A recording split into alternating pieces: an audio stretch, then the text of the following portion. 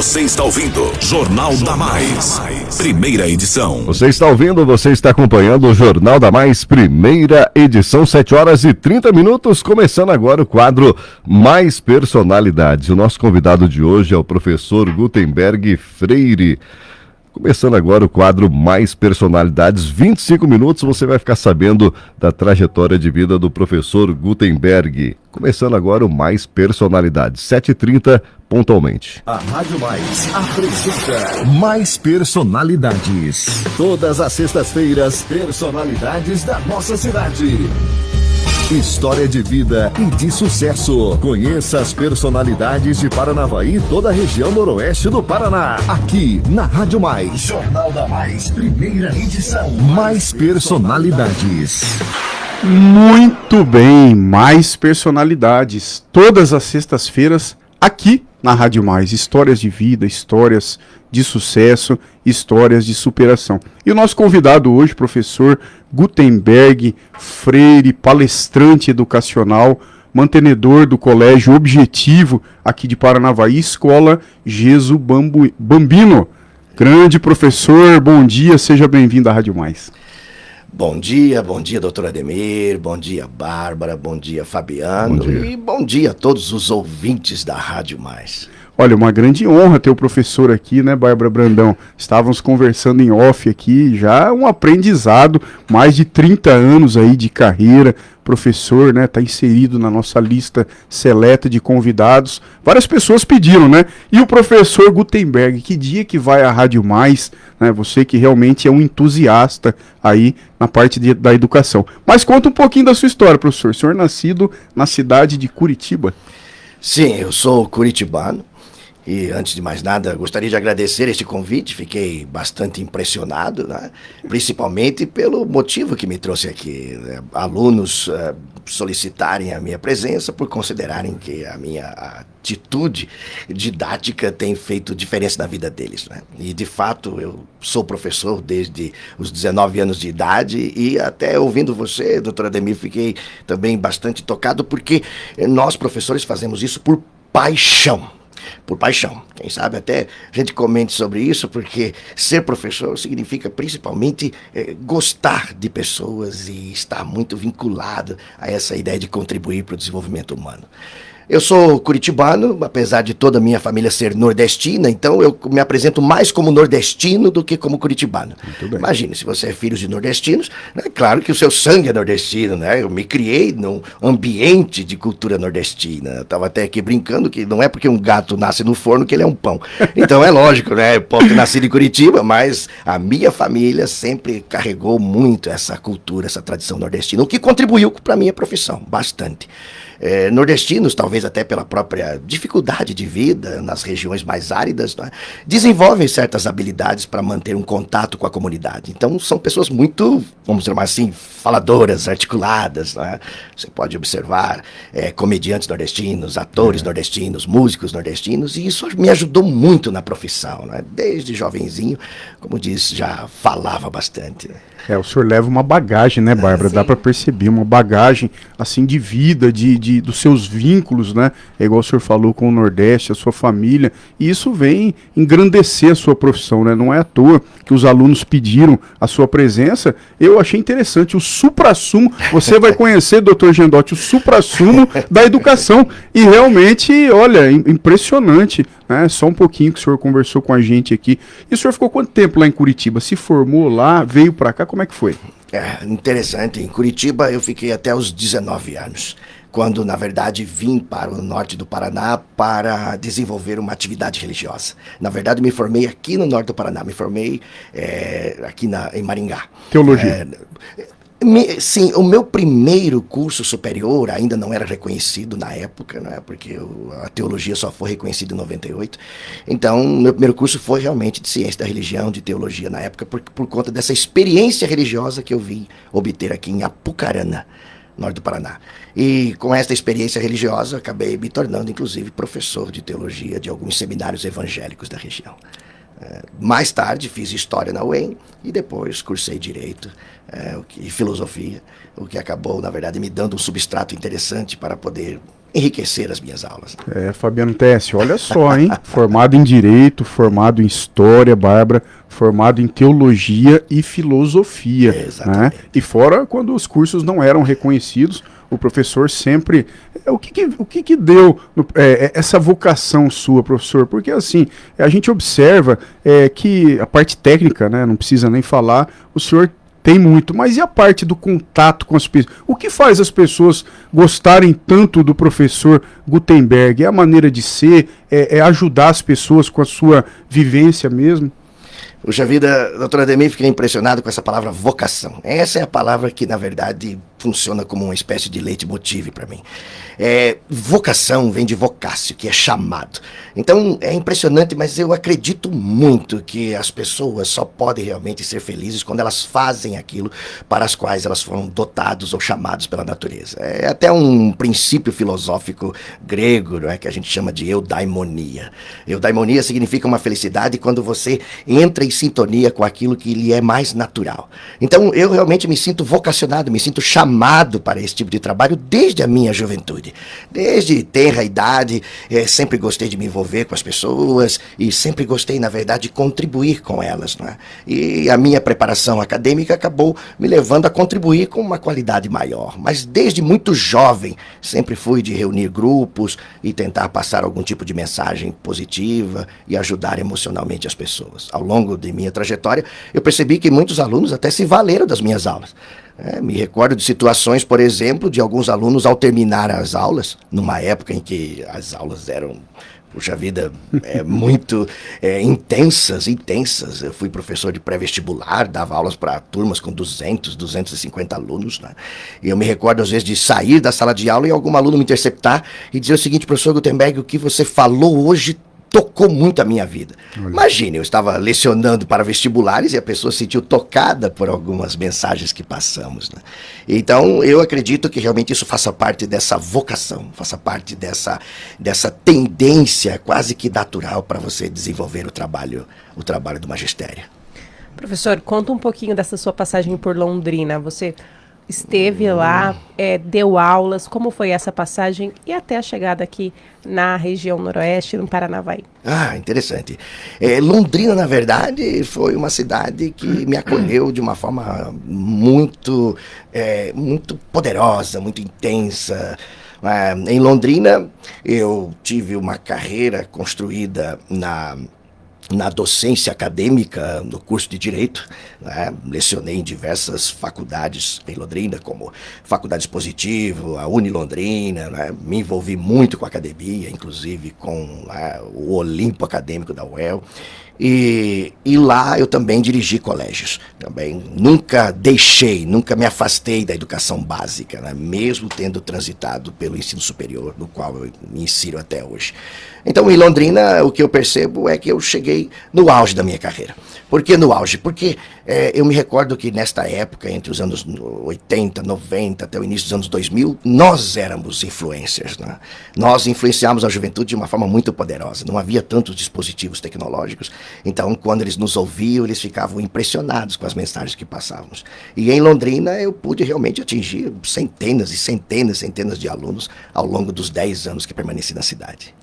Não dá nem para mensurar, né, a quantidade de alunos que passou pelo senhor, né, professor, porque realmente 30 anos de carreira, professor de cursinho, né, que eu sei que os professores são muito dinâmicos, né, naquela época eu me lembro, antes de fazer faculdade de administração, eu fiz um cursinho aqui em Paranavaí, Bárbara, e parece que eu visualizo o professor Gutenberg, né, chegava com o pincel, né, somente, ou com o giz, né, o giz de cera e o apagador e tudo na memória, tudo na cabeça, olha, vamos por esse caminho, e realmente, né, não tinha ninguém prestando atenção no aparelho celular, né? Era só foco no professor e o professor foco para dar o pulo do gato, né? Vamos dizer assim, para aquele aluno passar, né? Conseguir chegar no vestibular.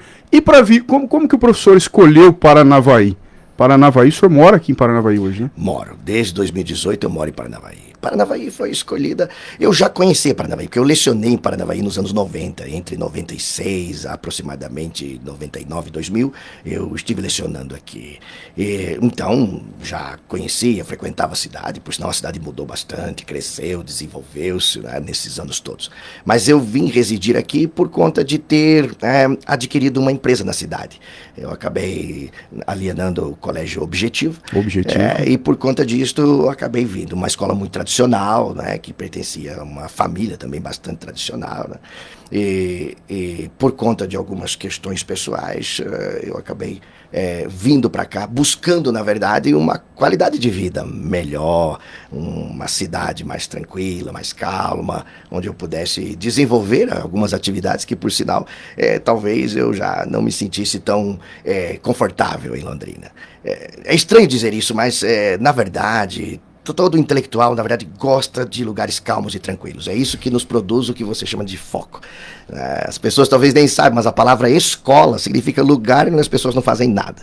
A palavra escola vem do grego, escolé, que significa um lugar onde as pessoas ficam tranquilas. Para quê? Para poder refletir, para poder pensar, para poder estudar. E hoje, com toda essa movimentação tecnológica, isso fez com que muita gente perdesse esse foco, e hoje nós, professores, temos uma atitude diferente daquela do passado. Né? É isso que eu queria chegar nesse ponto. E qual é essa atitude, professor? Porque assim, aquele professor de antigamente, o senhor tem 30 anos de história, o senhor pegou essa transformação toda, né, até hoje, desde aquela época onde eu estudei em colégio particular, mas estudei a maior parte em colégio público também, né, o pessoal do Marins, mandar até um abraço, e nós respeitávamos o professor demais. Se você chegasse em casa e falasse pro teu pai, pra tua mãe, olha, o professor gritou comigo, você apanhava.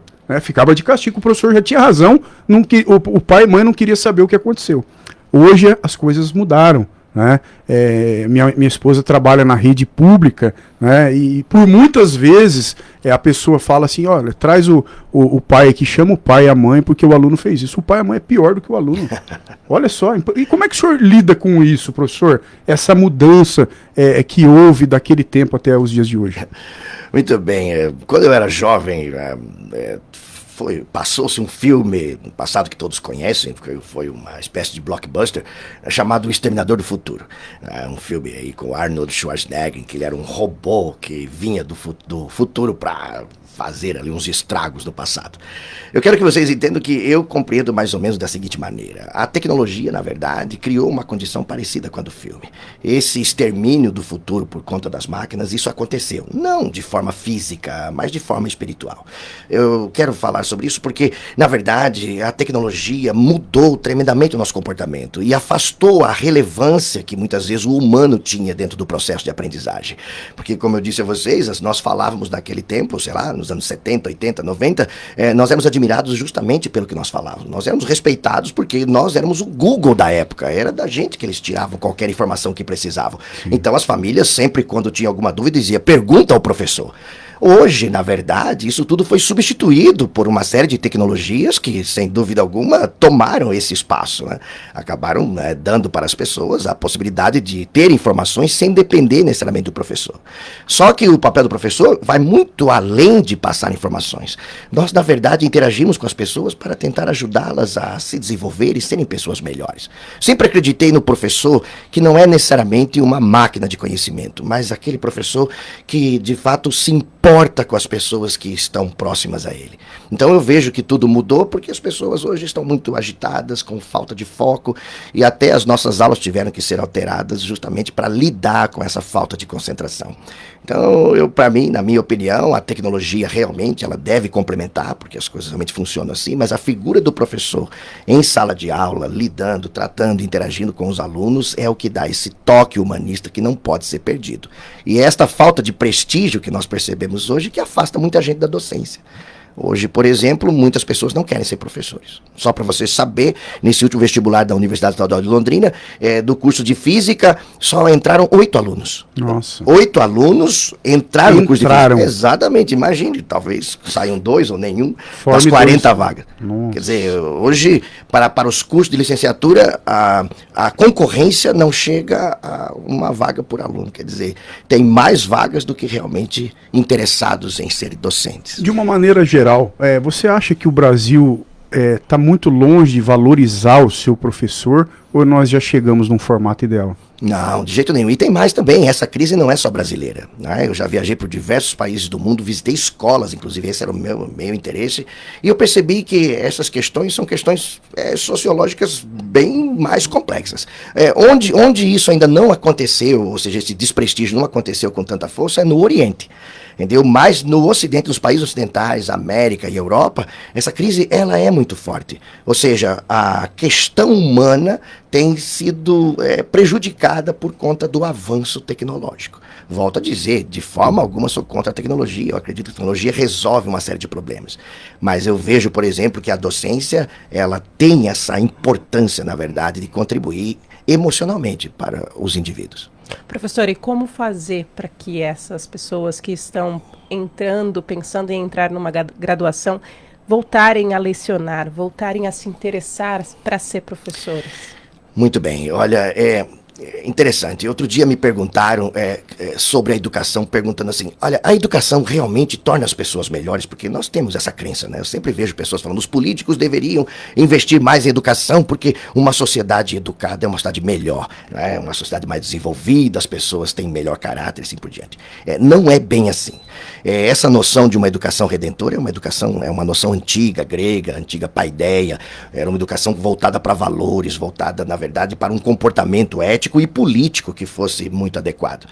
Essa educação hoje, bastante voltada para um interesse capitalista, ela acaba conduzindo as pessoas a procurarem profissões por dinheiro e não por vocação. Olha só. Então eu só vejo uma forma de haver um reinteresse pela docência, é se as pessoas começarem a perceber que o professor é uma figura relevante e este prestígio, que já tivemos muito nos anos 80 e 90, esse prestígio retornar.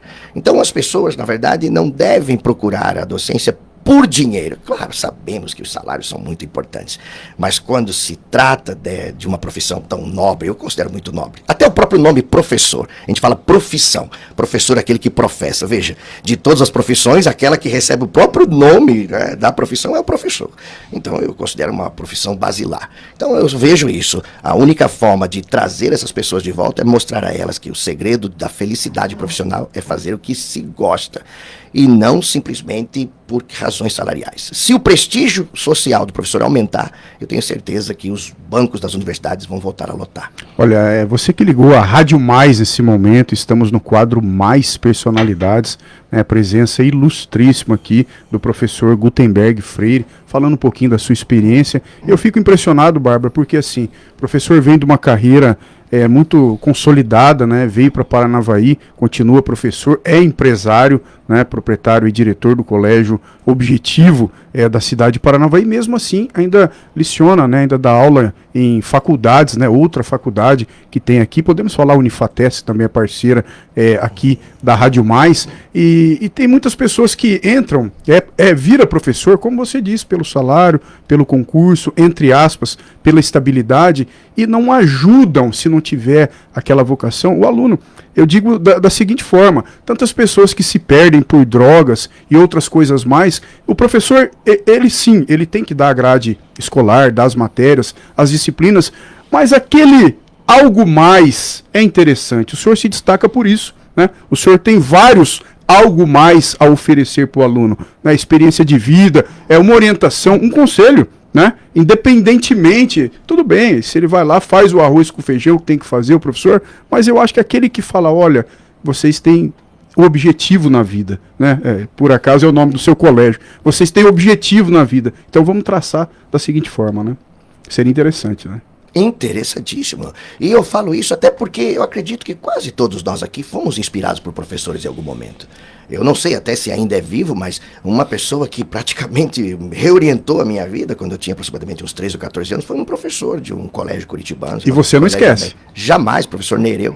Até não sei, né, preciso até descobrir se ainda ele está, como diz, né, no mundo dos vivos, porque já era um homem de idade naquela época, mas de qualquer forma, essa inspiração marcou a minha vida para sempre, até os dias de hoje. Antes da nossa lembrancinha do Mais Personalidade, professor, eu queria estar falando agora há pouco a respeito de tecnologia. a respeito de... Pode desligar o seu celular, professor, por gentileza?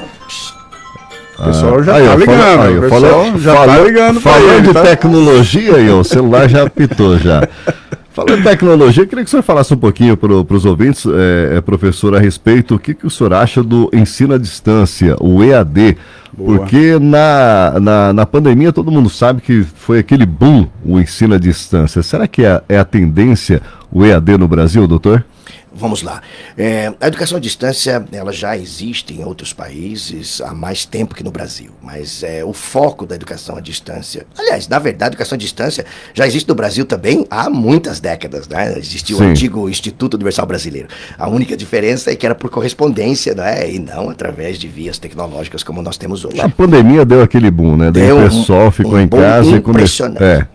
Eu acredito sim que a educação à distância, ela sem dúvida alguma veio para ficar, mas a educação à distância, ela jamais substituirá a educação regular e formal. Eu vejo como uma educação muito útil para alguns que já têm a experiência escolar, mas para aqueles que estão iniciando uma graduação, o convívio com os seus colegas é fundamental. Nós não podemos esquecer que a escola é o primeiro microcosmo de um indivíduo. É quando ele, na verdade, deixa a família, que é homogênea, e passa a lidar com as variações culturais. Né? Então ele tem que aprender a viver no mundo a partir da escola. Por isso, a frequência dele, a presença dele numa escola regular, ela é fundamental. Mas o EAD, sem dúvida alguma, veio para ficar. Professor, a nossa lembrancinha do quadro Mais Personalidades, doutor Ademir Jandotti, aquela caneca tão disputada. Essa caneca, professor, é disputada, hein? É verdade. A caneca mais disputada da cidade de Paranavaí. Vou mandar, pelo menos mandar um alô, Anderson Silva, comunicador, parabenizando pela escolha do professor Gutenberg, parabenizando a entrevista. Alunos também, David Grandi, ele que me deu seu telefone, está acompanhando, o Micael, Juliana Bonetti, foi meu professor, grande professor, muitos alunos aí acompanhando a entrevista. Bruno Shigemoto também dando os parabéns pela entrevista. Olha, que bacana, um abraço pro Bruno, estou entregando aqui nas mãos do professor Gutenberg a caneca da Rádio Mais e a pergunta tradicional, né, de toda sexta-feira, o que vai aí, professor? Um cafezinho ou uma cervejinha? Cervejinha, uma espumosa.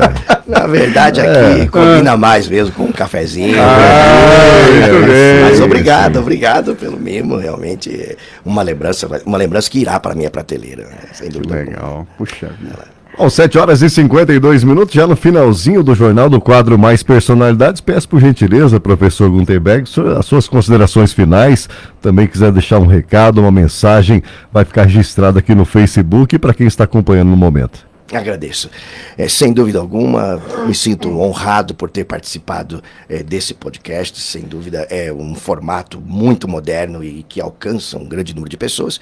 E a mensagem que gostaria de deixar é basicamente a seguinte: nós não podemos perder contato com as pessoas e precisamos que as pessoas desenvolvam um reencontro consigo mesmas.